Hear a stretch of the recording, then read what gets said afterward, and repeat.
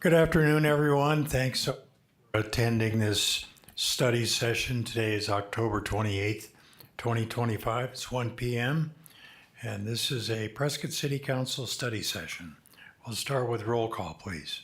Mayor Good, Present. Mayor Pro Tem Cantelmi, Here. Councilwoman Furworth, Here. Councilman Gambogi, I am here. Councilman Grady, Here. Councilman Montoya, Here. and Councilman Moore. Here. All are present. City Clerk, would you like to read the first item on our agenda? Discussion and possible council direction regarding a potential amendment requiring high-value projects located in the historic preservation districts to be reviewed by outside experts. Mayor and Council, we do not have a presentation for this item. It was a request from two council members to amend the city code, as stated in the title, to require high-value projects, which in the draft ordinance would be $3 million or more, located within the historic preservation districts to be reviewed by outside experts. So I'll allow the council members that requested the matter to discuss it and further council discussion. Thank you very much, Mayor Pro Tem? Sarah. I brought this forward based on several of the projects the last few years that we've had to go through that have been inside the historic preservation districts. And it's kind of been very apparent we just don't have the expertise in the city to be able to make a good judgment call based on facts and not emotion. So what I wanted to do is basically allow anybody that wants to, have a color change or a sign change, all that, or a remodel, let them do it. The $3 million threshold would be basically, depending upon the scope of the remodel, would be probably a good benchmark to be able to decide whether or not this is something that warrants going out into a professional firm for consultation. So I'm hoping that this will take a lot of the pressure off of the city and the commission and the department and really put it out into a firm that is very well versed on this subject. And, we know what we've been going through lately with the hotels. That would have been something that should have been, in my mind, shipped out to somebody that does it on a regular basis and has a deep knowledge of what is allowed and not allowed in a historic district. And the $3 million can, I think, in my mind, can be a guideline for the projects that come forward. That's pretty much it. Thank you. Does your fellow councilman want to make a comment, whoever supported that? Sure. Who was it? I think it was Lois. Actually, I had it as you, Mayor. Oh, okay. Oh, Lois is the next one. I'm sorry. Well, thanks for passing that test. I appreciate that. Not knowing there weren't any other persons involved in that discussion, but I think as we've seen over here in the last couple of projects, we have both a national standard and we have a local standard. So making sure that those two are in alignment when we look at a major project, and quite frankly, being able to know exactly what can be said, what can't be said, what's the criteria of making a decision, and not making a comment that could be utilized in a potential lawsuit, which we've seen way too many of them here in the city. I think this has some legitimate justification. I know just recently we had I believe the third review by the Preservation Commission. In this case, we had a professional analysis that was done and presented to the commission, which was considered, but a couple of the members of the commission decided not to align their decision with the recommendations of that outside organization.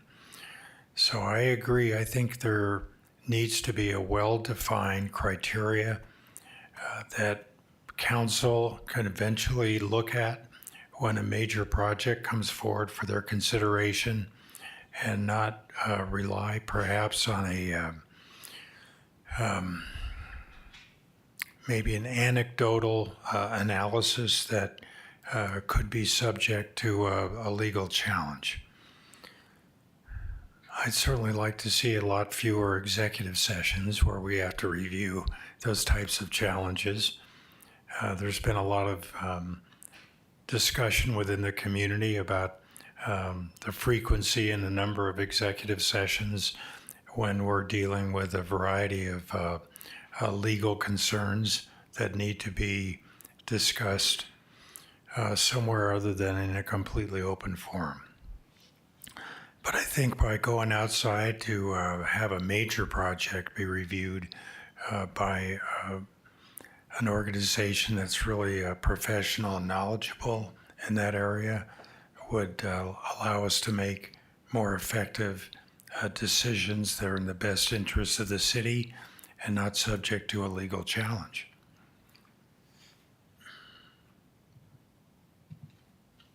Councilman Moore? Thank you, Mayor. As Connie was speaking, I pushed my button because I had this thought of how this would relate to the Prescott Preservation Commission. And you mentioned that in your comments, Mayor, but my concern is we have a body of basically volunteers who are reviewing these projects, and then they're making recommendations. And I know as an elected body, we try to support our boards, committees, and commissions. I guess my question is, in a situation such as being proposed, where we have a major project over $3 million, and I would imagine that their role would be really to advise and guide us as elected officials, where does this relate to the Preservation Commission organization? Are they still going to be going through their process of being presented this project, or is that going to be circumvented and we're going to have this outside company who we're paying to do this? Because I see a conflict of interest perhaps when we're adding a third body to review a proposed project. So we're going to have the council, an outside legal or outside company, and then we have our in-house commission. So I'd like to maybe explore that a little bit more, how that would look. Well, I think the last meeting of the Preservation Commission would be a good example where an outside organization analyzed the project, went through a series of check marks on what applied and what didn't, and then submitted that for the Preservation Commission to review and discuss.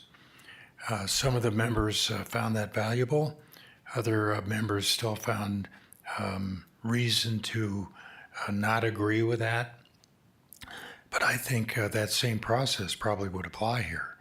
That still would be presented to the commission for their review, and then the commission would make a decision and then present it to the council for a final okay. And I guess just to follow up, thank you, Mayor. So we may have a recommendation from a professional organization, and then we might have a different recommendation from our commission. And how do we reconcile that difference as an elected body? I guess I don't know how to address that from an ordinance or change in the charter, not charter, but. Mayor Pro Tem, you can respond. Yeah. So Eric, you know, what's happened here, I think we've had a situation where emotions have overclouded the law, basically, the rules of the law. And in order to get a fair evaluation on any kind of a subject or a project, rather, that has a larger, like, let's say, one of those hotels that's $60 to $100 million, it would be safer for us, I think, as a city, to put that in the hands of people that do this every day, that are well-versed in this historic preservation. Now, I do think there's still a role for the boards and the commissions. As I said, we have a lot of, being the council liaison and involved in this, we have a lot of applications that come through for sign changes. Colors, can I do awnings or can't I? Can I change my front door? Those kinds of things have a place. But when we step into the world of a $60 to $100 million project, to keep the city out of trouble, I think we need to source that out, again, to well-versed professionals that do that for a living. We can't allow the emotions to take over that size of a project, I don't think, because people do have property rights and that kind of thing. Thank you. And I totally agree with you, and that's not my question. I'm supportive of this proposed change. I guess I'm just trying to explore how that changes the relationship between the council and the commission, or does it, and what the process would be going forward. I'm trying to explore. Well, it cuts them out.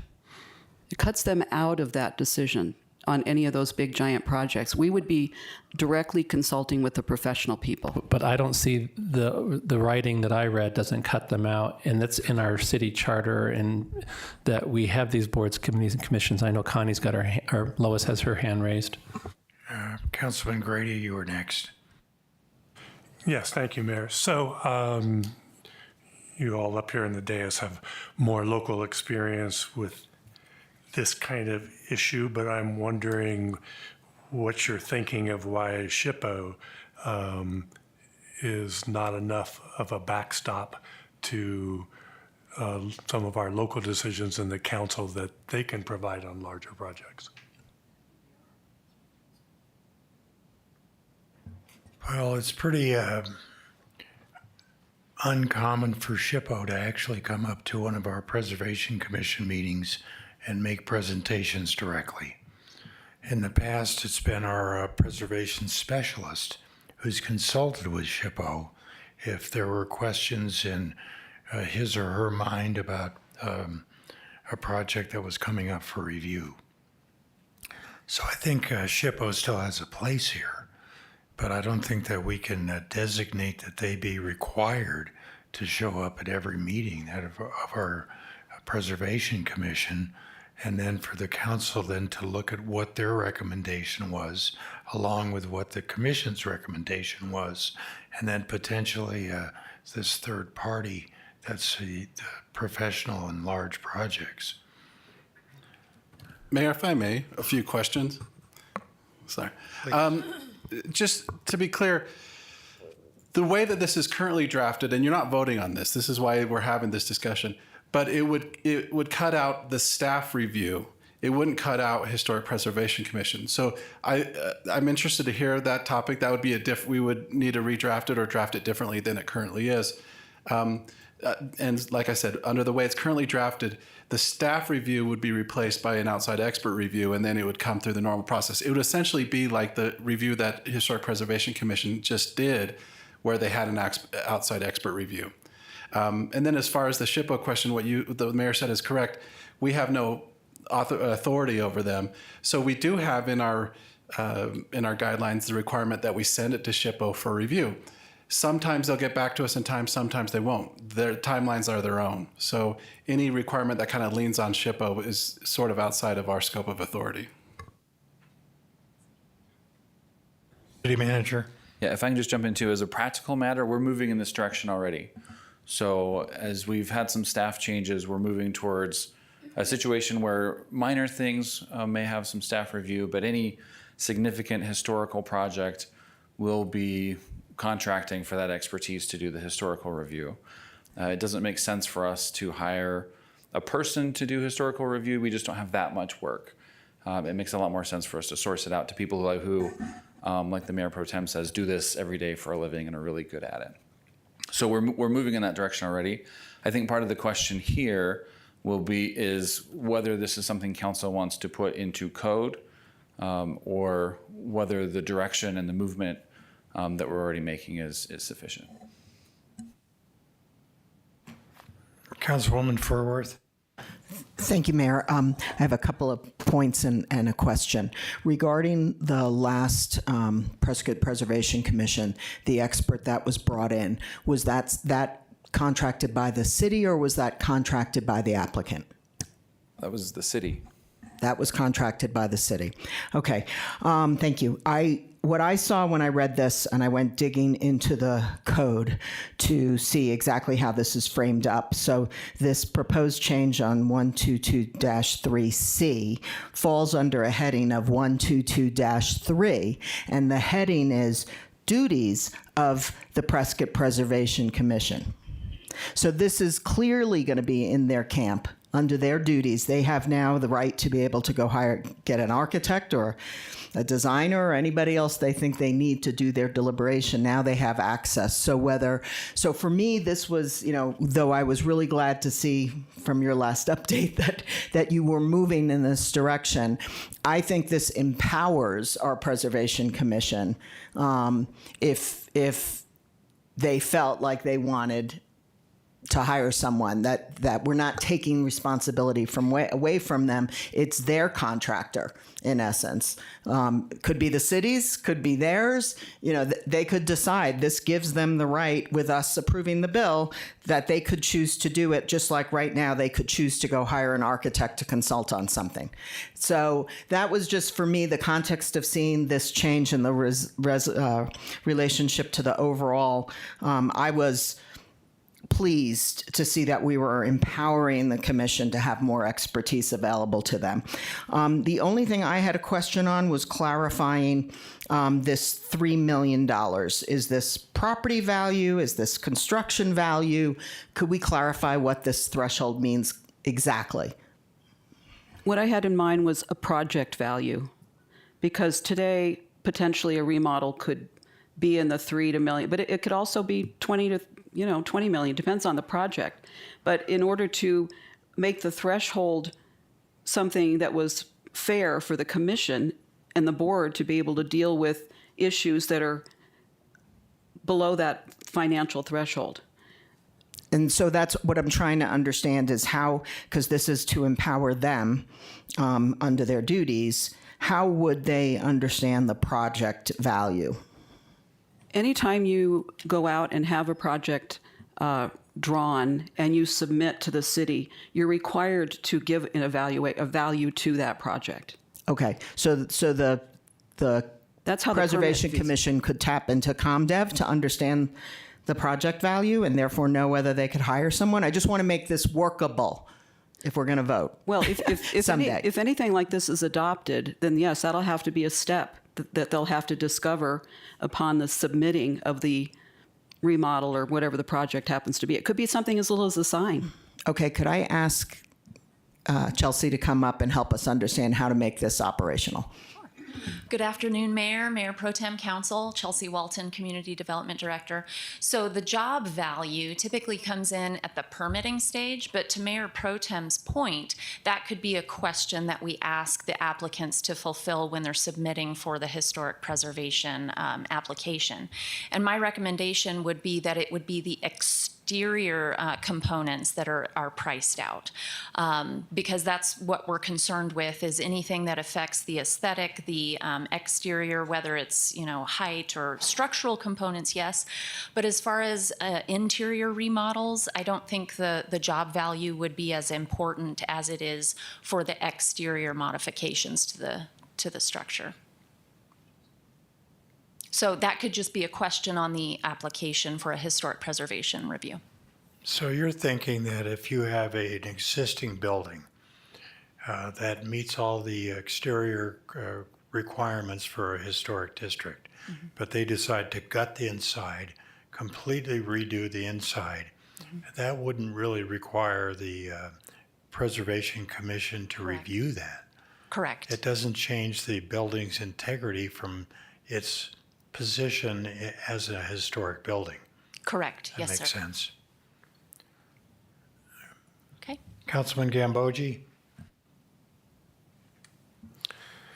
This is a speech that should be given by the John Kennedy, the senator from Louisiana, and I can't do his southern accent, so I'm going to try to do it on my own. It's alleged that Einstein once said you can't fix future problems by yesterday's thinking. And so we're considering putting into code a decision today that'll be made sometime in the future. I think this is wolf in sheep's clothing. We are limiting what the city council can do, and as Dal already said, on something that big, we would be bringing in a consultant anyway. And I'm not sure that brings an answer to the question, because we had a consultant come in on 89, and many members of the room, some of them sitting here now, objected to every conclusion that the consultant came to. So if you want one conclusion, you pick one consultant. You want another conclusion, you pick another consultant. I also think this is a slap in the face of the city staff. They know when to bring somebody in, and I think it's a slap in the face of common sense on the part of the council. If we keep adding stuff to the code, we're going to need a lift truck to bring it into council chambers. So I would never support this. Councilman Montoya. Thank you, Mayor. I have concerns around if this is necessary, I guess. To me, it sounds like in the situation where this would come up in use case, we already do this or are doing more of it according to the city manager. And so to me, I wonder if we're not just creating redundancy and codifying it just because we can. And that seems like wasteful government to me. I kind of think that to a certain degree, council has to put the trust in the city manager to know when to bring in an outside consultant and when not to. And it's obvious we did that on 89A, as Councilman Gambogi pointed out. And it didn't make a lot of difference in stopping people from having emotional responses. Consultants, unfortunately, are not always the solution. But I don't know that requiring by code, that just feels really ham-handed and kind of burdensome. And I guess that's the other thing I think about is that is our goal to make it easier for people to own their property and do renovations that are appropriate, or is our goal to create more layers of bureaucracy? Because what I heard Chelsea talk about when she came up is another component to an application process. And for me, what that turns into my head is time that it costs someone to renovate property that they own because they're waiting for approval process. And so that's something I want to get away from, is driving out the ability for people to do work that's necessary to the property they own. The number one complaint I've heard in the 4 years I've been on council has been about how long permitting process takes. And if we're adding to that burden, are we really doing good work? Thank you. Mayor Pro Tem, you're back up again. Yeah, first of all, we're not adding to the burden. It's already a requirement. Anytime you apply for a permit, there's a line on the permit that asks for the valuation, so it's already there. What I implied to earlier, the extra step would be the staff would have to inform the committee or the board. That's it. But this is a very fresh example of what just happened. The Preservation Board Commission came forward. We've had this hotel on Whiskey Row coming in front of us now several times. The last time they all met, they had the presentation by the outside consultant. The owner of the property had now met every one of the criterias. We have a whole board of people sitting here that just heard that all that criteria was met, but yet the emotional part came to play, and they said no just because they didn't want it. And that's the part that opens us up for liability. And that is the part, when you're talking a $60 to $100 million project, that is the part I would like to get the commission and the board out of it, and the city. And we've got to have consultants. And I'm not trying to criticize the staff, but let's look into the backgrounds of every one of the people on the staff. None of them have a historic preservation background. It's going to hurt us if we don't have that level of knowledge. So going to an outside consultant who does this every day, is well-versed in historic preservation, not only on a local level, but on a national level, is the smart thing to do. Because otherwise, we're just like right now, we could be getting a lawsuit on Monday again from a man who has been told he can't do to his property what he wants to do with it after he's satisfied every hurdle that we've put in front of him. Those are the kinds of things I think we need to prevent. Councilman Moore. Thank you, Mayor. I feel like in my mind, there's a little bit disconnect between Lois's comments, and I appreciate Lois going to the code that is as it's written, and what our city manager said. That I don't think any board, commission, or committee currently has the authority to go make a decision to hire an outside firm to do an analysis of a project. And I don't think that should be a board, committee, or commission's responsibility. So if it says that, then that needs to be changed. That should be staff's decision, not a board, committee, or commission's decision to go outside and hire an architect or a plan reviewer. So I'm feeling like there's some disconnect between your comment and your comment. I'm not disagreeing with what you said. I think it needs to be clarified. Councilman Montoya. I just wanted to respond to Mayor Pro Tem's comments. I'm on the same page with you, by the way. I do think that it is necessary to bring in consultants with jobs of that, like with those of that scale. I guess the parts I disagree with you on are, I think we already do that. And so I don't know why we're writing down that we do that. And so, well, we do, because we just had a project come forward and we hired an outside consultant, which leads me to my second concern, which is even when we've done that, as this code is proposed to be written, it hasn't changed the outcome. And that's the bigger concern. I think the bigger concern I have is that, and I think this may be where you're going, Mayor Pro Tem, so I want to give you the latitude to think this might be, but I think that there may be a suggestion that projects of a certain size shouldn't go to the Preservation Commission to be reviewed at all. And that would probably be a step in the right direction, because I appreciate that people, as Eric pointed out, volunteer to be on these boards, but they don't have expertise. And at the end of the day, this city council, through our roles as fiduciaries for the city, is ultimately accountable for when they say no. And so that's my concern, because I agree, the liability that is presented in specific situations is not good. And so we need to get in front of it. I just want to make sure we're doing it in a way that makes the most sense. Councilman Gambogi. We are a citizen-run government, of the people, by the people, and for the people. And what I'm hearing here is you're going to shortchange the residents, the voters' ability to impact the city-run government, and we're going to mail it in by way of consultants. We will hire consultants on a big project anyway. I am certain of that. We don't need it to be in code, and we don't need it to be a code that's written in so many pages. There's a thing called the Constitution, and somewhere in there it says life, liberty, and the pursuit of happiness. Apparently that's been specific enough for 250 years, or a little bit less, and I think it's good enough for us. Yeah, that's all true until the lawyers show up. You know, I think we have a bit of a dilemma here. We have federal guidelines when it comes to historic preservation standards. We've got our state SHPO office that is responsible for kind of reviewing state guidelines for those communities that have historic districts. And we have our own here in the city itself. So we have overlapping recommendations and guidelines that need to be understood to follow. And it's quite difficult, I think, when someone volunteers to be on that Preservation Commission to be able to get up to speed and understand how all three of these areas intersect and can apply to a particular project.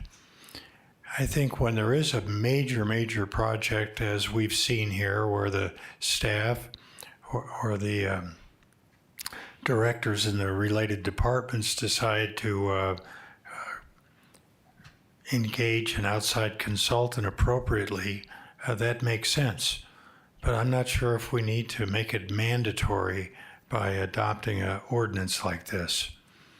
I think you could probably solve a majority of the problems by putting together a very thorough training manual so that every person who decides they want to serve on the Preservation Commission has to review those manuals and educate themselves rather than just showing up and trying to figure it out on a case-by-case basis. Because I always like to apply the standard of how much does it cost, who's going to pay for it, does it have to be done, and does it lead to bigger government? And I think this is leading to bigger government.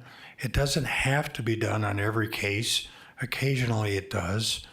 but to have to go out and mandatorily spend taxpayer dollars to engage a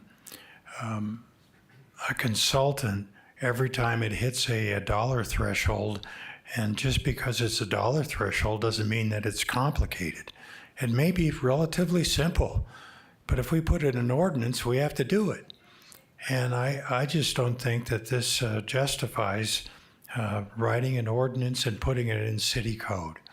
I think if we had people that volunteered and really were well trained on how to understand these intersecting requirements, and then also be trained on what they can and can't make statements in a public meeting that could be potentially utilized by an attorney that would turn around and use them against the city in a lawsuit. Those are the kinds of training areas that need to be expected from anybody for serving on a commission. And I don't think we have that now. We've had a couple of people in the last few years that said, yeah, okay, I'd love to be on that. They applied, they got appointed, then they started to see what the consequences were and the responsibilities they had, and they decided to resign. And I think a lot of it had to do with a lack of thorough briefing and understanding at the beginning. Mayor Pro Tem. I just wanted to make real quickly a couple of, for the record, a couple of comments on Mr. Gambogi's comment. The people that came in front of, the professionals that came in front of the Historic Preservation Commission were not paid. They will routinely, SHPO will routinely, if asked, weigh in on projects. And SHPO, of course, for us, the State Historic Preservation Office, is one of the highest in the region here in terms of weighing in, if asked, to come in and talk about their recommendations on particular projects. But I think that this is going to be a really good test case to see what happens with the hotel on Whiskey Row. This guy is at the end of his rope now, and we'll see what he's going to do next. And you're right, it ultimately, Mr. Montoya, you're also right. We are ultimately responsible for that. But what happens when we have a few people on council or back on the commission that decide to ignore the legal facts of the case and go rogue or go on there? Exactly. It's pay me now or pay me later. We're going to pay a consultant or we're going to pay a legal situation with a lawsuit. So I would prefer to prevent at least, the small dollar amount, that's fine, let that go. But when you're talking about that kind of money that we would be liable for, I just don't think we have a choice. I think we have to go out to a firm. And if we have to pay him, we have to pay him. It's pay him now or pay him later. Councilman Moore. Thank you, Mayor. I'll try to make this my last comment. I know I've said a lot. I appreciated what Councilman Montoya said. I hadn't thought of that, but I think maybe we change the role of the Preservation Commission where, as Connie has mentioned several times today, they do the day-to-day things. Do we have an awning? Do we change the paint color? Do we get a new door? And maybe that's the primary role of the commission. And then any project that has to have outside consultant help doesn't go through preservation. It goes goes to the city. Maybe we change it to that. And that's what Brandon said. And I think I like that idea. Because there's no point and I started my very first comment today. I started by saying, where does this work if you have a commission, a consultant, and a council? Who's going to be making the decisions and what's going to be binding? So I think 2's better than 3 in this situation. Councilman Gambogi. I think in Management 101, page 1, it talks about having good employees, and 2 important things are training, but more important to that is selection. And it's the city council that selects the members of the boards and commissions. And Councilwoman can tell me impugn the qualifications of the Preservation Committee, saying that no one has experience. and I can't think of anyone that has more experience than Mike King.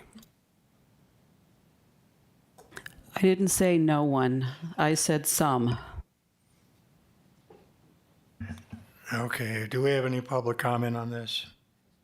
We do not, Mayor, but I think staff needs some clear direction about how the council would like to proceed with this or not, or elsewhere. I'm not sure. I think we're going to ask for a poll here on whether each council member would like to proceed with this proposal or not. Councilman Moore, Not in its present form, no. Councilman Grady, No, I like what the city manager said. I think it should be the prerogative of the city manager to retain such a consultant, obviously with our approval. Mayor Pro Tem. Yeah, not in this form either. I would like to see it, again, adopt the threshold, but make it very clear that any project above that dollar amount threshold should go out to a professional firm. And if Dallin is willing to take that on, I'm okay with that too. You'd have to make the judgment call.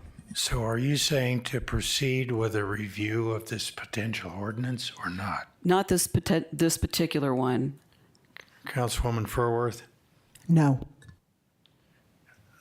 Well, I don't think I have to ask Councilman Gambogi, but I think I'm obligated to. No, I would say put this in the trash heap of history. Councilman Montoya? I would be a bit nicer than that. But no. Yeah, I'm not a big favor of this either, so I think you have a very clear direction here. If I could clarify, just because we sort of had two competing discussions.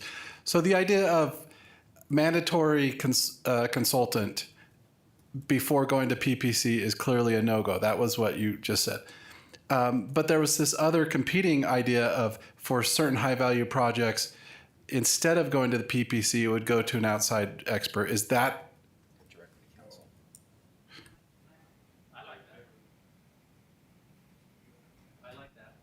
Grady? No. Connie, yes. I'm a no on that. Can I just clarify what I'm voting on? I am for the new work process that the city manager has set up for us to be able to hire them.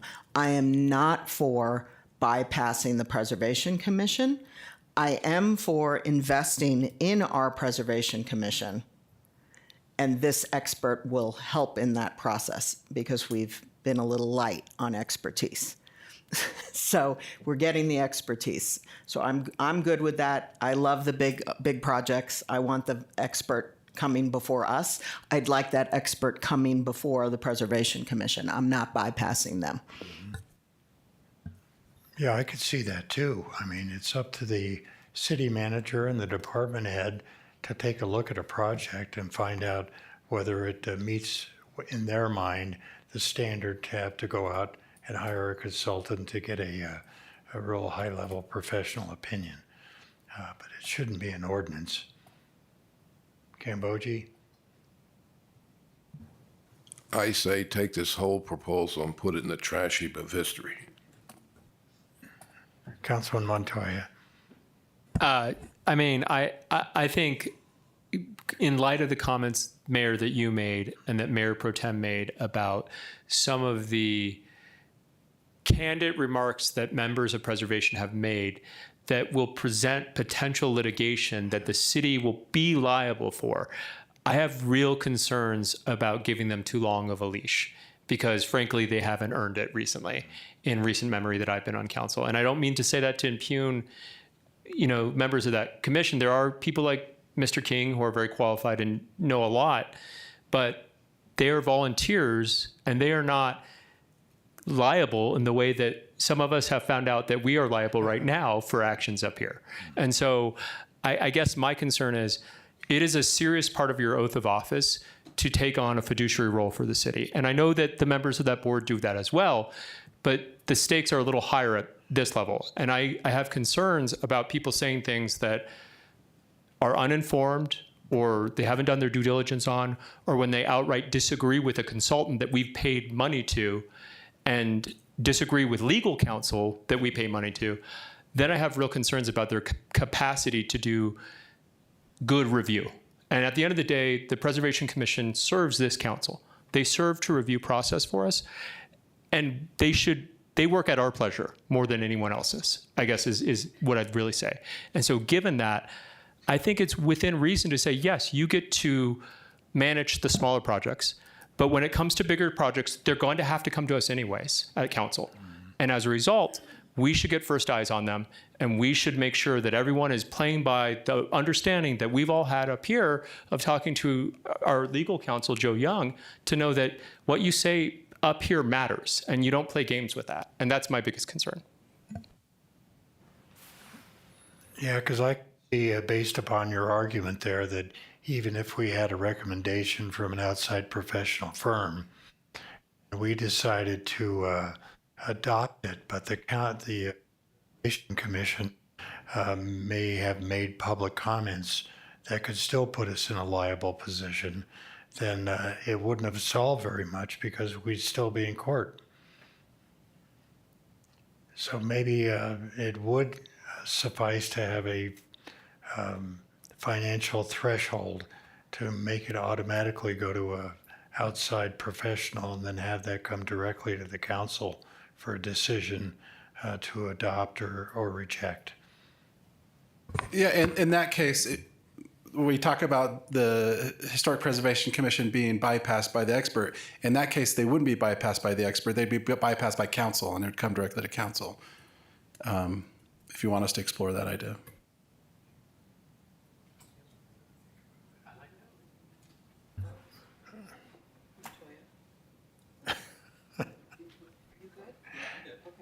Okay, Councilman Moore, your I'm a yes on that. I appreciate Councilman Montoya's statement. Councilman Brady. No, I don't think the commission should be bypassed. Mayor Pro Tem. I think they should. All right, I think I'll support that financial threshold to go directly to a outside consultant and then have that report come directly to council. So that's 3. Councilwoman Furworth. I'm going to say yes, because in the past year, our Preservation Commission has set 2 new precedents on one hotel that are now affecting us with another, and yet they're not applying their precedents the same. So I now understand the concern about the legal issues, and so therefore I'm now a yes on following up on this. Councilman Montoya. Skip over Ted. Do I ask you again, the trash bin of history there? No, I'm not going to comment on that. Okay, thank you. I think this is a textbook example of overriding citizen government. What we've heard from the dais, from the council, is a criticism of the Preservation Committee. And some of it I think is valid. However, it's not as if they did it on their own. They were selected by this city council. They haven't been trained, and I think on page 2 of Management 101, it says if the person can't do the job, remove them from that position. So if we find a person on a board or commission that's not doing their job, we can remove them. We need to legislate that into city code. Thank you, Mayor. I'll just say I don't love the idea of having code drive the consultant process, but I do like the idea of, frankly, bypassing the Preservation Commission with projects of a certain size. If for no other reason, then it probably streamlines the process for people who are seeking to do that work, which is what government should be doing, is be working more efficiently, not less efficiently. So I'm in support of it, but I if there's some way to draft it up, Joe, that still leaves a little bit of discretion to the city manager, I would be in favor of that. That's the only thing I'd add. But I do think preservation is necessary, but when they are, as Lois pointed out, conflicting their own ideas at times, it's really, really difficult. And Ted's right too. I mean, we have to hold them accountable. I frankly don't know how you do that, but it's something to be considered. I think that's why we have a great city attorney. But I think also there's a case to be made for a more thorough orientation and a training manual for every member that volunteers to serve on the Prescott Preservation Commission. May I make one more comment? About Okay. so I'm just going to throw this out there. Maybe what we need to do, Joe, is take away the $3 million threshold and replace it with the words high value, high value projects. I'll be working on it. Okay. Thank you. And don't get me wrong, I love all these members that the committee or the residents that come up and give us their time for all of these boards and commissions. But I do think, especially in a position like a historic preservation, it's extra important that we get people that have some sort of construction. We've got an architect on there, people that have an in-depth knowledge of what they're actually doing on those boards and commissions. We've had a lot of applicants that have come forward for some positions that are just not qualified to be there, and that we have to be very mindful of that. Thank you. Okay, I think you have your direction. Very good. We'll conclude this topic, and City Clerk, can you read the next item on our agenda? Presentation and discussion regarding the workforce housing policy from the Workforce Housing Committee. All right. Good afternoon, Mr. Mayor and Council. Michael McInnes with Community Development. This item, we will be hearing from the Workforce Housing Committee about the workforce housing policy, which they've been working on for quite a while now. The chair of that committee will be making a presentation, Ms. Nicole Kidney.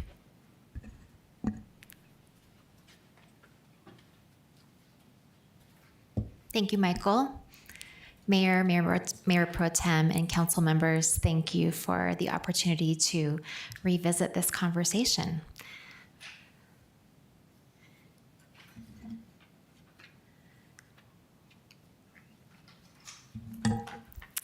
It was great getting to hear from you at the last presentation, how near and dear this subject is to all of your hearts, and to hear your personal passion around this subject. And so it's not been without a lot of time and effort. And I want to acknowledge my fellow committee members and all of the stakeholders and community partners who've been part of this process the entire time.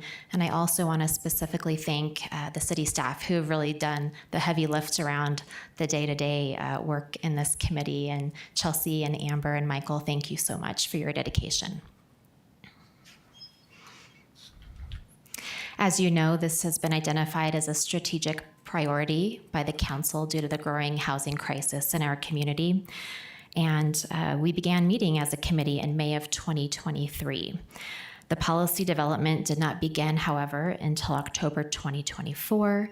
And that was because we were doing our due diligence and talking to the many stakeholders and community partners and other subject matter experts. Our primary focus, of course, is to support really the backbone of our community, our first responders, our healthcare workers, teachers, and the people that we depend on in our Prescott area.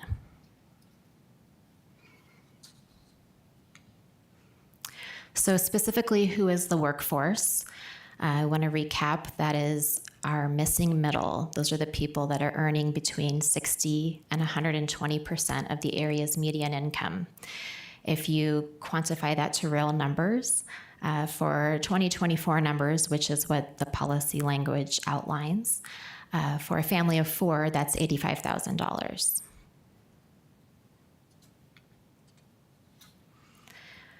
What is workforce housing? Well, those are the properties that would support attainable housing, both for individuals and families. Very different from a government subsidized program. This is not Section 8 housing, but it is intended to be attainable for families and not be beyond 30% of their household gross income, including utilities. You've probably seen this graph before, but it's a nice illustration to show what some of our common workforce professions, how they line out with their median income throughout the county, and how that lines up with what a monthly affordable housing cost is. If you look at the red line on that chart, that's where the people that can afford it start to come in. And that is still relative, because if you're a nurse and you're a single income earner with a family of 4, you're not in that, you are in that bracket of the 60 to 120.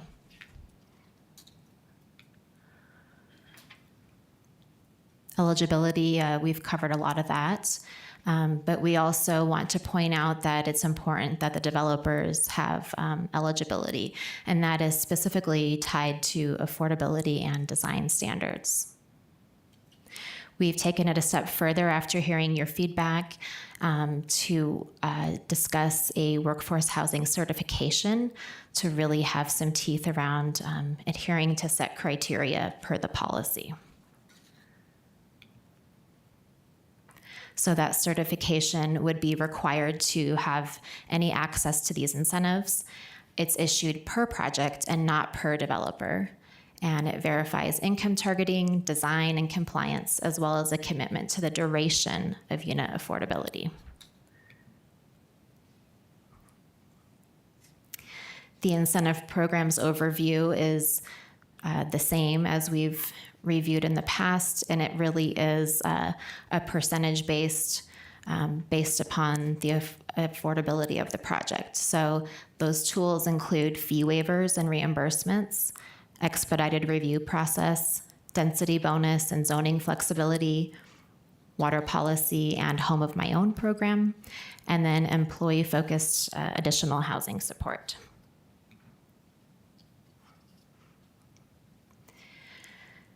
When it comes to development fee incentives, we are keenly aware that impact fees cannot be waived at this time, but they may be paid by the city so if they should choose to do so, or deferred through a development agreement. But again, these other fees are all available on a sliding scale based on the percentage of the workforce units. So for example, if 25% of the project is dedicated to attainable housing, then they could have up to 25% of those eligible fees waived or reimbursed. Those fees are outlined there for your review. The expedited processing, as we know, time is money, and we've been talking about lifting administrative burdens. So this could be another great angle to move projects forward in a more expedient manner. Those certified projects would receive priority scheduling.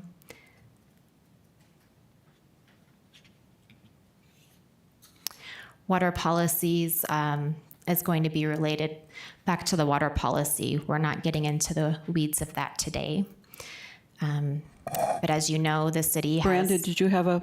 Nicole, excuse me. Did you have a question? I do, Mayor Pro Tem. With regard to the by County Home of My Own program, so my understanding is that by County's been doing that for a number of years at this point, and then Prescott Valley as a town has adopted the same. Is there anything stopping us from implementing that, like, today? To my understanding, it has been adopted. Chelsea, It has. do you want to speak? It was a couple of weeks ago we adopted that. That's excellent. Cool, you can check it off the list. Yay.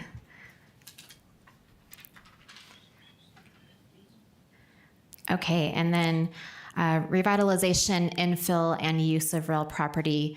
As we know, Prescott only has a certain area of boundary within which we can develop properties. And so it would be important to focus on revitalization and infill to make the most of what we have within closer proximity to our central community.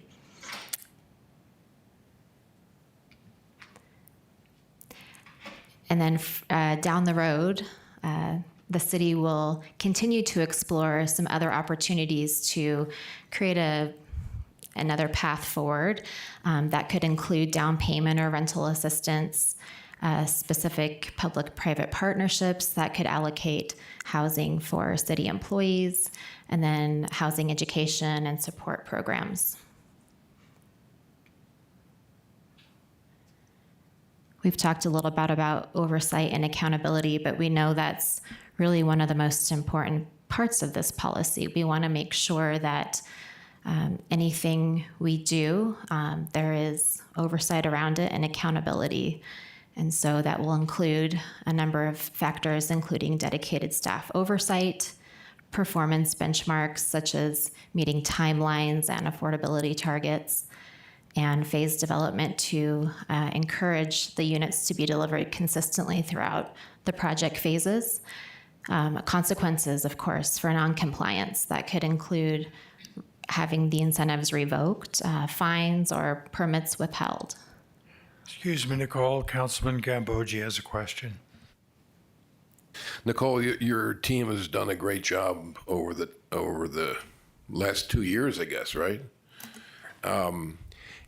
And we know that workforce housing is not just a problem in Prescott. It's throughout the U.S. It's throughout Europe, and it's throughout my old stomping grounds, China. In the last session, I quoted Einstein by saying you can't fix tomorrow's problems with yesterday's thinking. And I think that same quote applies here because as we look at it, we need to understand everything that's happening. You know, if you tried yesterday's thinking, you just keep looking at your cost per square foot and making the apartment so small you'd have to sleep standing up. What I recently heard, and I suggest that you give this some thought. Once upon a time, I bought a house in Prescott. And depending upon the valuations, it's either doubled or tripled in value. Now, if I had bought that house in ounces of gold, I would have paid $300 when I bought it. If you look at the price of the house today, at the best evaluation of 3 times, it's only 250 ounces of gold. So in dollars, it's either doubled or tripled, but in the price in ounces of gold, it's actually gone down in value. So I went back and looked, and when my father bought his house, how many ounces of gold would he have had to spend? And the answer is 85. Now, what's the difference between then and now? Well, Nixon took us off the gold standard in '71, and people started printing money because it's no longer gold back, it's fiat money. So my point for bringing this up is there's a lot happening in the world that's impacting us, and I think it's important for you all to give more thought to that because there may be a solution out there. For example, when Yavapai College went and bought that Christian camp, they have workforce housing down there. Here we talk about $300, $400, $500 a square foot. They're all in at $1.60 a square foot. So I just want to compliment you for what you've been doing and encourage you to continue to be creative in your attempt for solutions. Thank you, Councilman Gambogi. I agree with you. I think that this is really the first step as a committee in coming forward with a solution that's tangible that we can implement tomorrow per your vote, of course.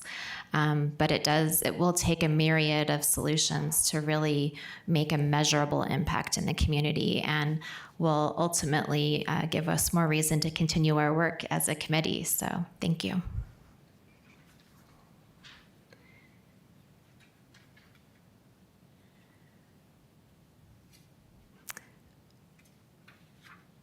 One of the other items that I had gone over a little too quickly is our density bonus, and that is an important piece. I won't scroll back to that. We'll just talk about it.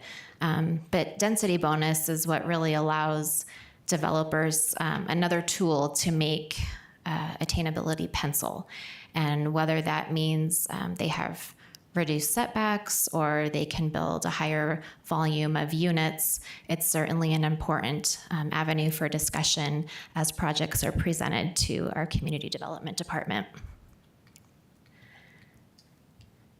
that brings me to my summary. And I just want to reiterate how grateful we are to be a part of this process. And I also want to acknowledge that this has been a very long-standing issue, per Councilman Gambogi's point. It's not just localized, but it's also widespread, and it's very long-term. And if you go back and look at some of our prior city plans, you would see language about housing affordability decades ago. So I applaud you for bringing this to the forefront of the conversation, and I look forward to seeing how we can be a leader in addressing the issue.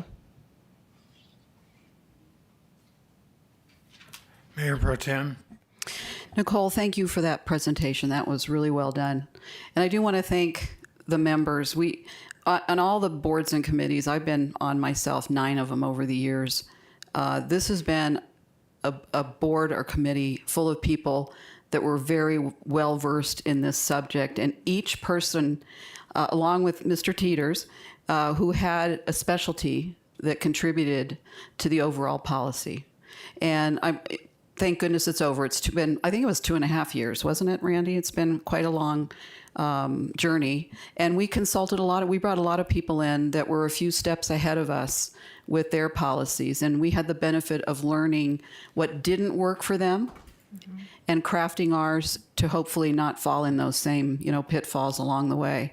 The policy is a wonderful roadmap for anybody that decides to step into this world of workforce housing. And it's not easy. Randy was, as a contractor, was good enough to actually pull the numbers and go all the way through them, and came to the conclusion that it can't be done when you're a builder in terms of what you pay, for the building materials, the property. So something's got to give. And we explored the different ways for the developer to be able to come in along with this roadmap and, kind of move through those challenges.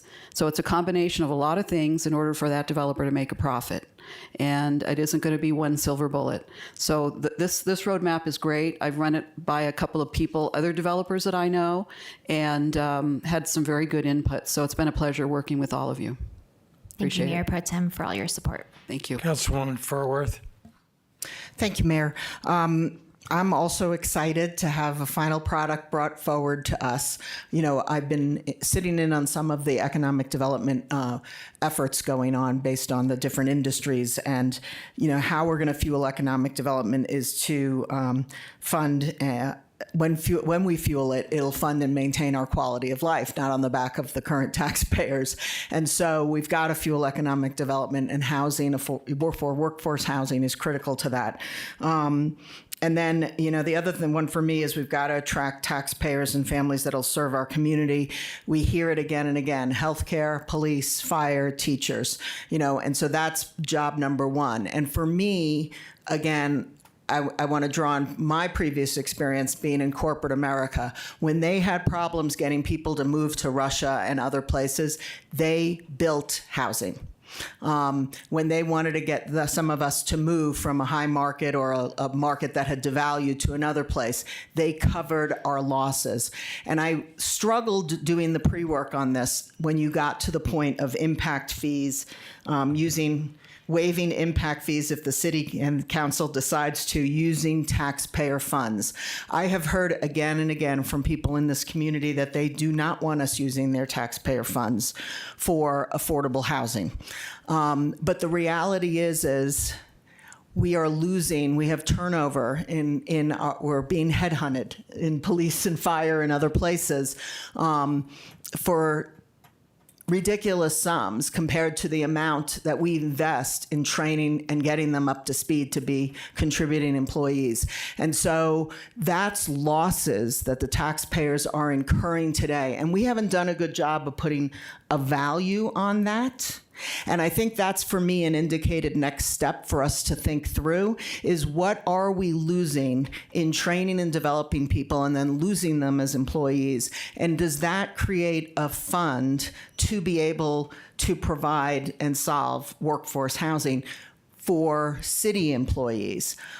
I would challenge other big corporations and other industries here to think through the same things in terms of valuing the losses for their shareholders and then putting that value, and can you cut those losses in half by investing some way through this policy and program for their employees? And so it just twisted my brain, and the more I thought through that, I just wanted to share that with others, especially taxpayers that are saying, you know, what are you doing up here, council, spending our taxpayer dollars on this?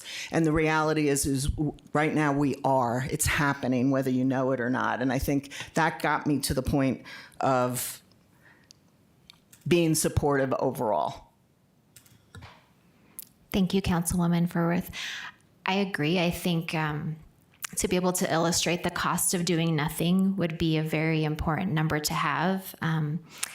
And, you know, our community needs to understand that if we do nothing, our entire community is going to suffer. I think enough people aren't feeling it yet, but the longer we wait, the worse it will be. Councilman Gambogi. There's really two solutions to this. One, the one you're working on, and for those people who don't believe that government should be involved with something like workforce housing, you can always apply Occam's razor, which is you just pay all the people on that list earlier in your slide more money to live here, and they can make their own down payment, they can make their own mortgage payment. Councilman Grady. Yes, thank you, Mayor. Several comments. First of all, I do appreciate the amount of time and expertise that you all have brought to this process. And I recognize that in the staff overview, it said we can't evaluate the fiscal impact at this time. Well, I can tell you as someone who's run similar programs to this in the economic development arena, there is a fiscal impact. And we at City Council need to recognize that up front.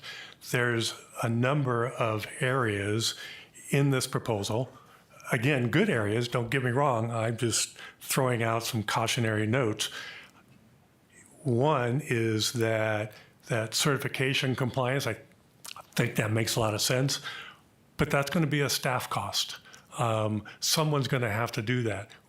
We talked earlier, or several people did, about commissions don't have training for this. I would argue our staff, we don't have the capacity at this time to really put some meat to a number of these items.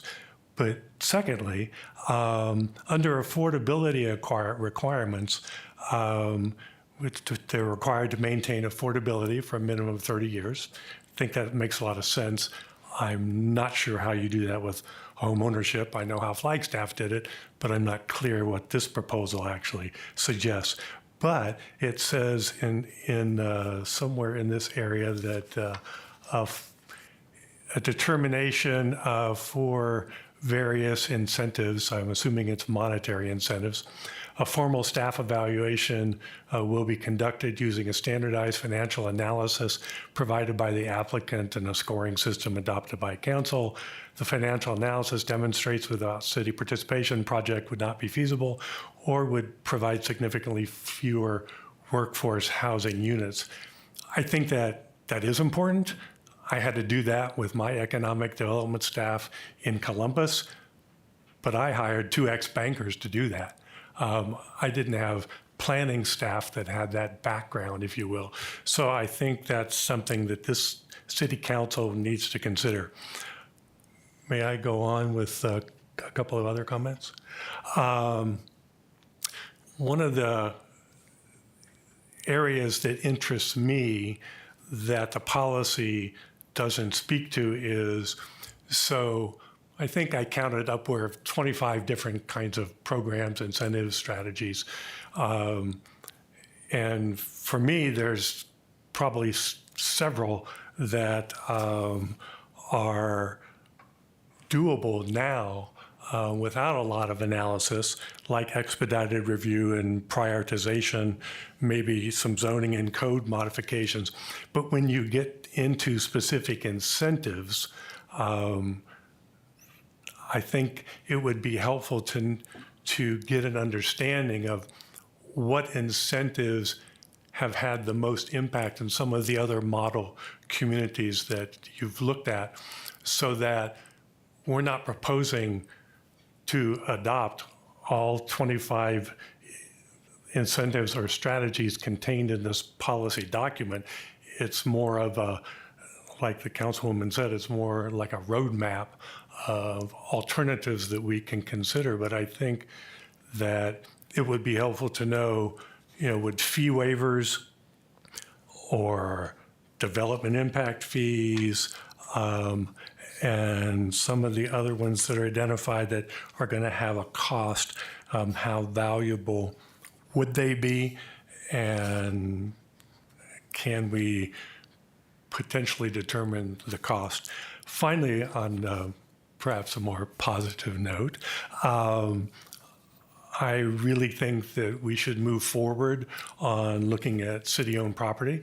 And I have no idea whatsoever of how much that may exist, but I know in Columbus we had a land banking program, and that land banking program helped a number of nonprofits build housing in our community.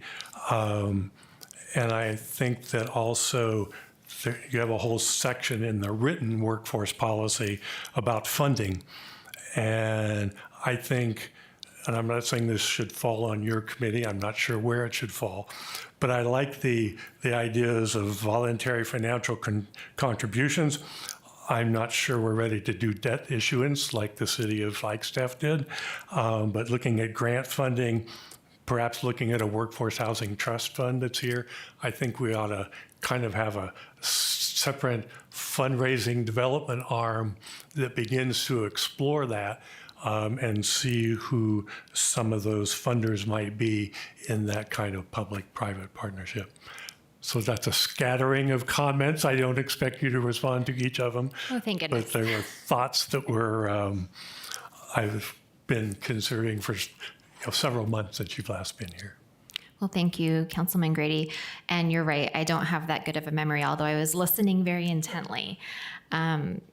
To your point earlier about the staff resources it will take to implement such work, that was one of our early on requests, is that we could eventually hire someone to manage this process, because I understand that city resources as far as time and capacity for staff is limited. We do have the grant, yes, thank you, Mayor Pro Tem, that brought in a consultant to do the study, but I'm not sure where we're at on what's left on that grant. If you want to speak to that, Michael.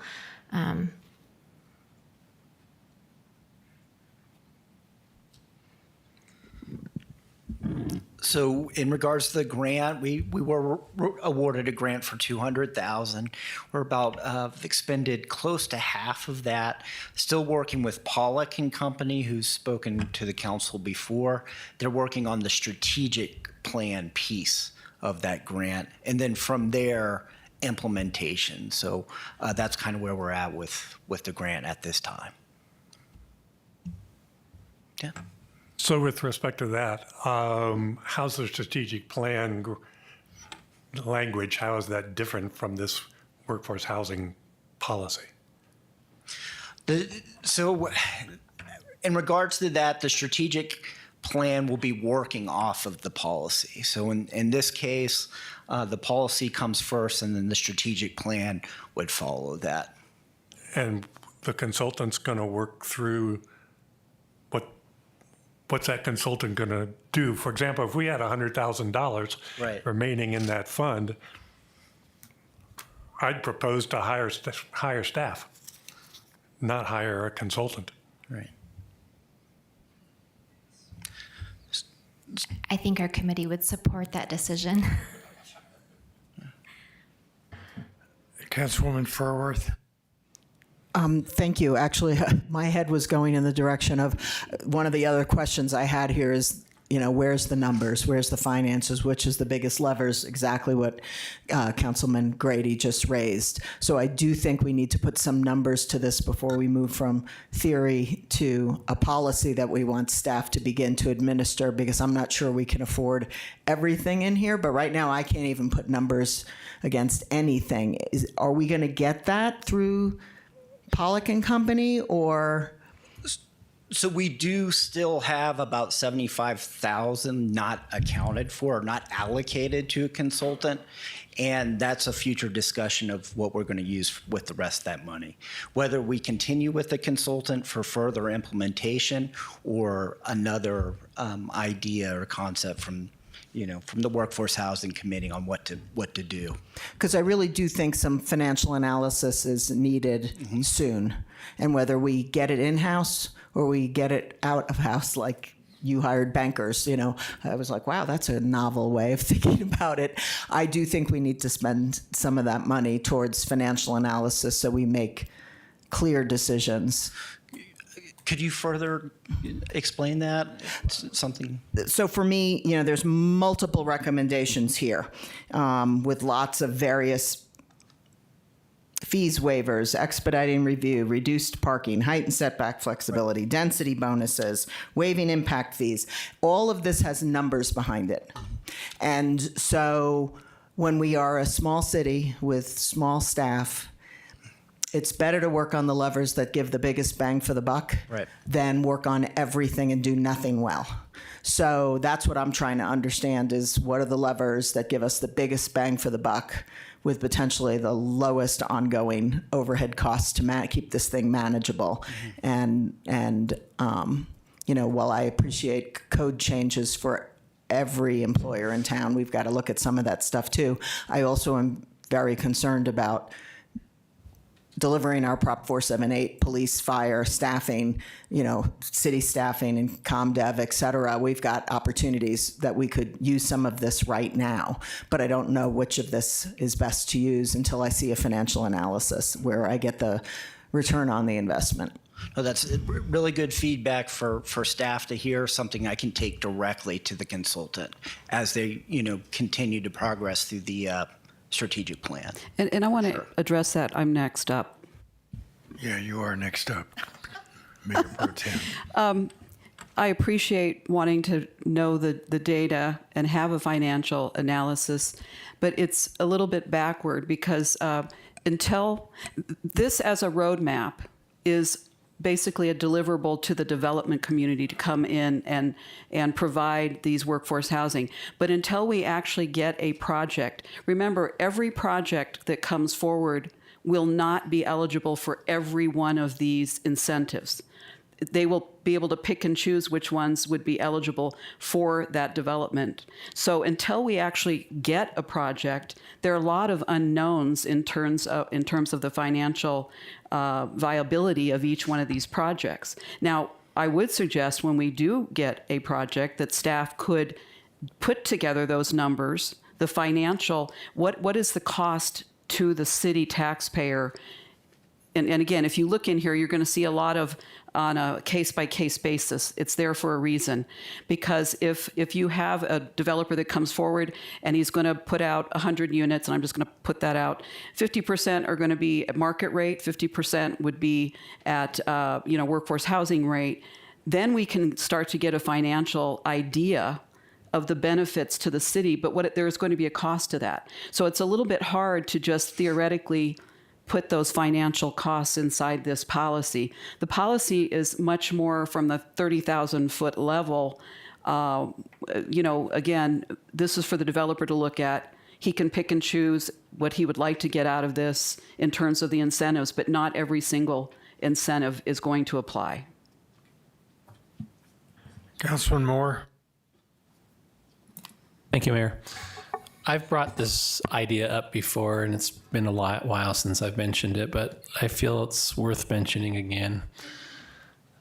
I feel the way the city has developed over its 170 years of existence has hurt us in the sense that because we're bounded by national forest on a lot of our areas, and we don't have a lot of open space within our city limits. That, to me, I know there's a cost. We're all talking about cost, but to me, a land swap would be really appropriate. We developed with an industrial area that to me is very valuable for housing, and that's 6th Street and Easy Street.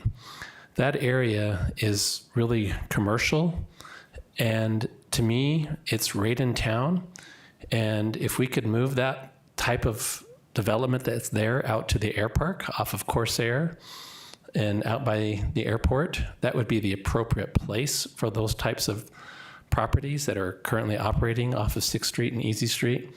And we could develop housing, affordable housing, right in town where it's close to the downtown area, close to goods and services. And because our only other options is to build on the periphery. And that's really not practical, I think, for long-term or for short-term housing. And I know that's a crazy idea, but I think a land swap, if we could move industrial development out of practically downtown Prescott and put it out where it belongs and use that area for housing, would be a really good long-term solution. I know there's a cost. Councilwoman Furworth. Thank you. Connie, the reason I want to not wait until a project's in front of us is because there's multiple things throughout here that are in the area of transparency and criteria and council decision-making processes that need much further definition.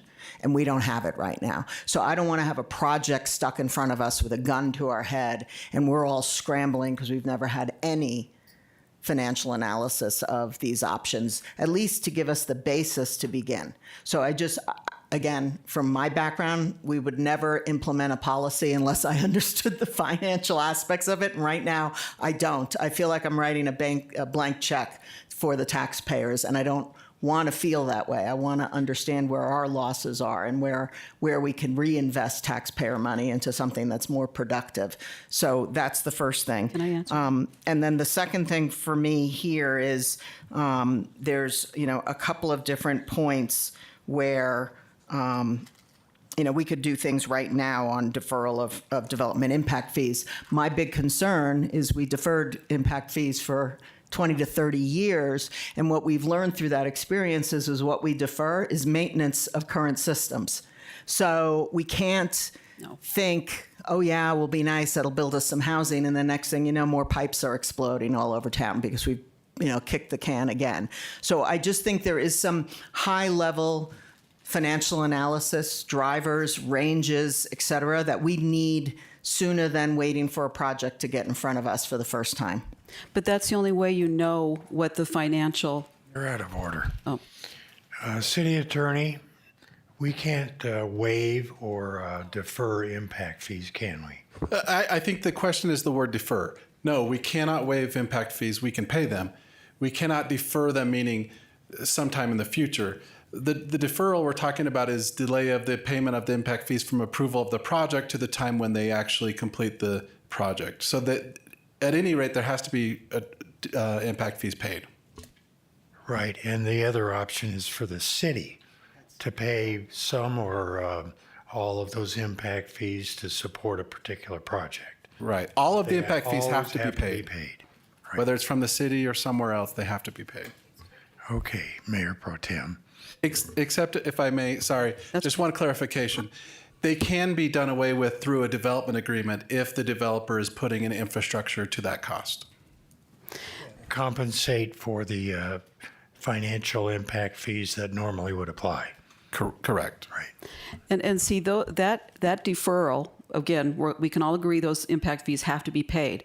But the question is this project, whatever project it is, the hypothetical project coming in front of the council, it's up to the council to make that decision if that particular project is worth it and they see the benefit to the city to then take on the cost of paying those impact fees. So you will see in the policy over and over again, may, not shall, on a case-by-case basis. That would be up to you all to decide if a project comes forward, is it valuable enough to the community to do that. And remember, the impact fee is assessed on per one unit. So if the project is 5,000 homes, the financial benefit is going to be much different than a small project of maybe 50 homes. So, I guess they could continue the policy on and do a hypothetical, 100 unit project, a hypothetical one, and come up with a financial analysis on a hypothetical project. But every one of those projects coming forward is going to be different. Councilman Grady. Yes, thank you, Mayor. I was kind of intrigued by the option for accessory dwelling units. Did you explore that any further, or did staff explore that as a real deal? I've heard pros and cons myself, but Yes, we did explore it. I know there were some things going on with state legislation, and if I'm correct, Chelsea, we were waiting to hear more about what might happen as a result. Good afternoon. So the ADU legislation has been taken out of our realm. It's for population 75,000 and above.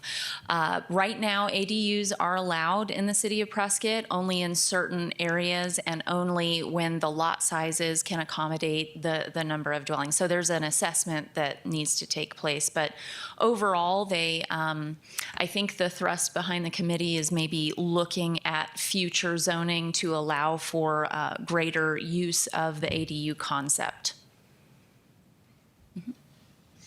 Thank you. And I just want to piggyback on Mayor Pro Tem's comments. This was intentionally designed to provide that freedom and flexibility to you as council to be able to pivot, knowing that every project is going to be unique with unique needs and circumstances, and that really gives you a lot of room to analyze each situation as it's presented. Any other comments or concerns from the council? Do we have a public comment? We do, Mayor. Kathy Rusing.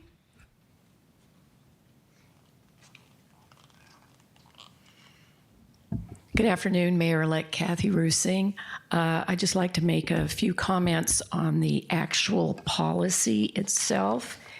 If you go to page 4, section 1, down at the bottom, the definition of workforce housing, there's a sentence that reads, "The goal is to offer housing that is no more than 30% of household gross income, including utilities." I think we need to, like Lois wants things to be a little more specific and have some numbers.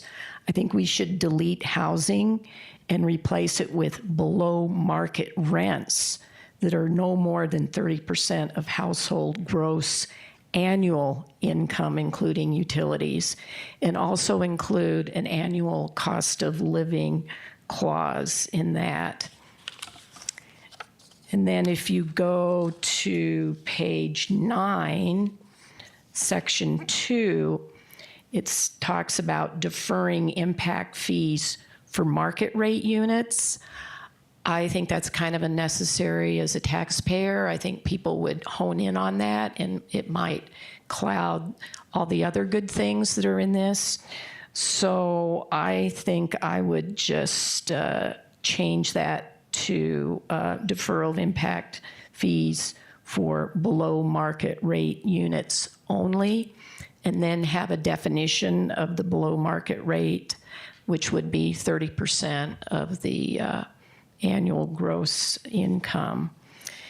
And then moving on to page 10, it talks about waivers and reimbursements and gives an example of 25% of the total units in a project. I think you need to have some sort of a minimum percentage of units in a project to make it worthwhile, so someone doesn't do a project with like 1%, and which wouldn't be very helpful. I think we should maybe think about having 50% of the project being workforce housing. And then I agree. I think this program is going to require a workforce housing administrator.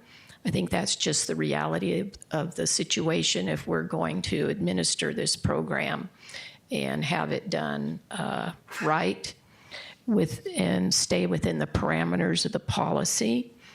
I think that we definitely would have to hire somebody that's got experience in doing this kind of thing to take the burden off of city staff.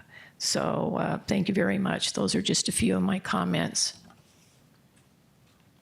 That's all, Mayor.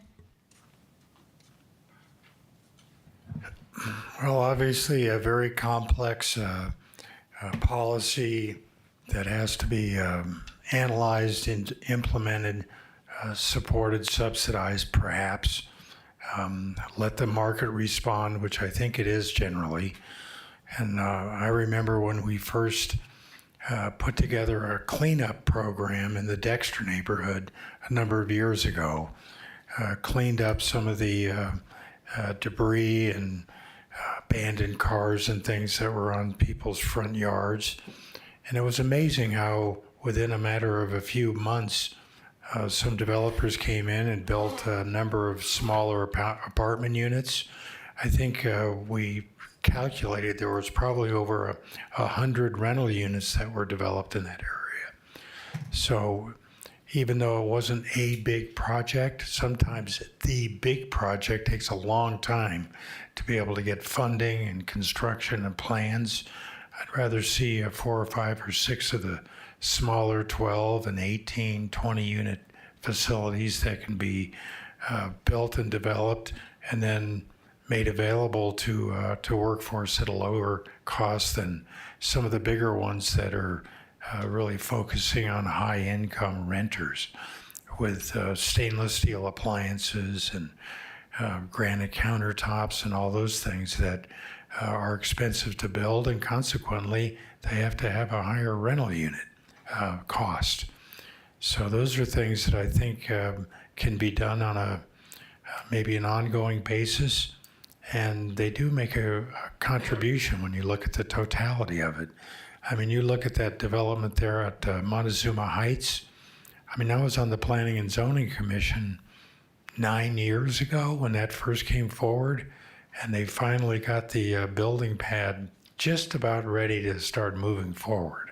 So that just shows you what some of those big projects can require for a timetable. You got a last comment, Mayor Pro Tem?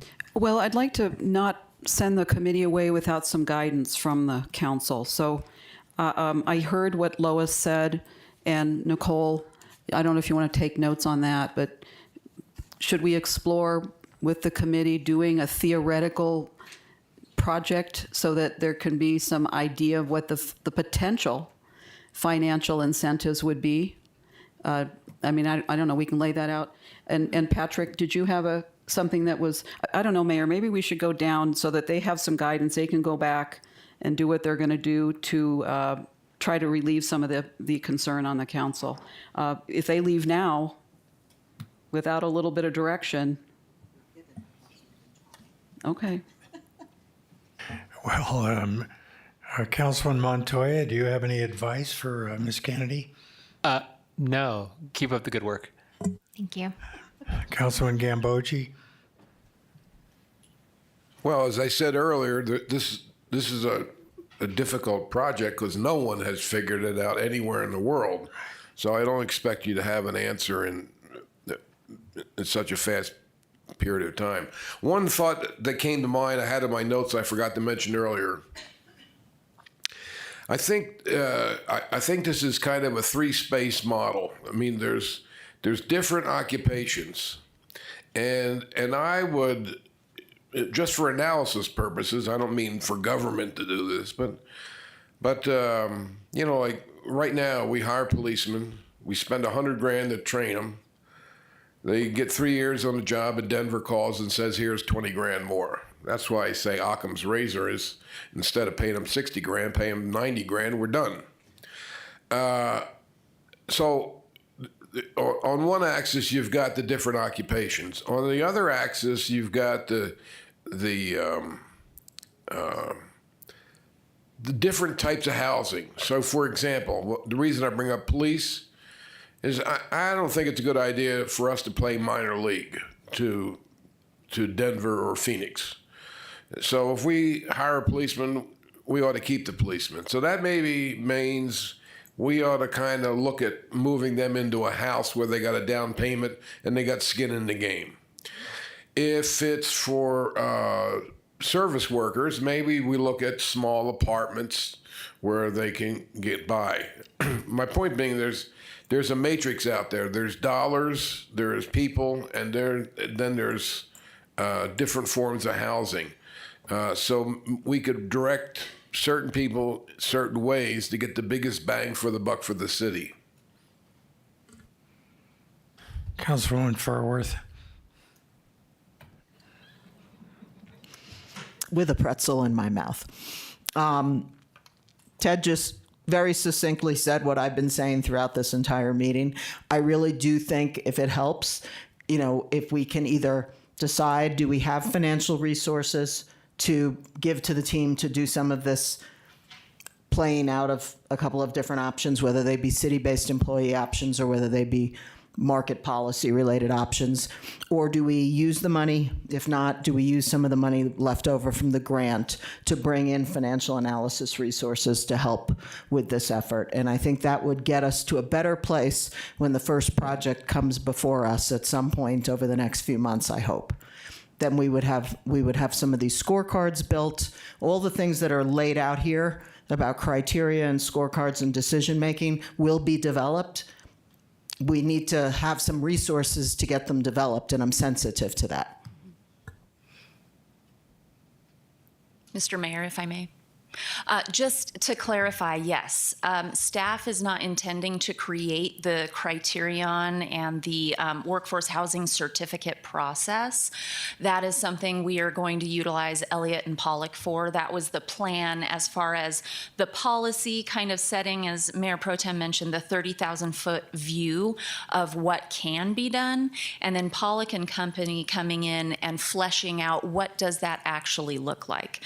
So we heard your comments, very valid, perhaps as they are fleshing that out with the plan, utilizing the grant funds for that.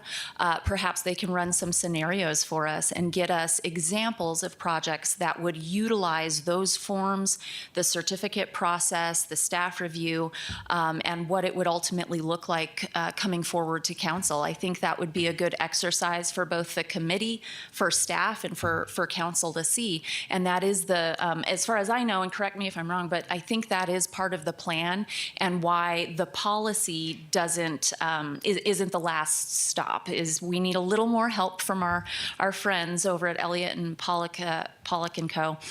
To flesh that out. Hope that was helpful. Do they have financial skills that they can access, not just? Yeah, they're a very big firm. Okay, perfect. Yes. Thank you. Mm-hmm. Well, I've already made my comments on some of those smaller projects, but I think adopting the Home of Your Own program is bound to have some measurable success. So once we get that going, I think you ought to just declare victory and move on. Mayor Pro Tem. Again, I'm just going to reiterate, this is a roadmap. Not every single thing in this roadmap is going to apply to every single developer.